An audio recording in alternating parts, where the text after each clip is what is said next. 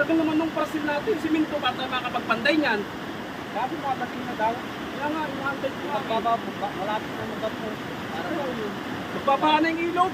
Parang nga dyan, ha? Ayun nga dyan na yata. Ramel! Oh! Oh! Yung parcel! Ano? Doon sa kabila! Saan? Oh! Parikoy! Oh! Dito kami! Dala ko ng parcel mo! Shopee! Sinata mo yung siminto. Baka mabasa. Bilisan mo. Babahaan ko yung ilog. Ba't nag-order ka pa ng samento? Ito na ang parcel mo! Bakit naman tayo? Sunduin mo ako dito, baka mabasa to!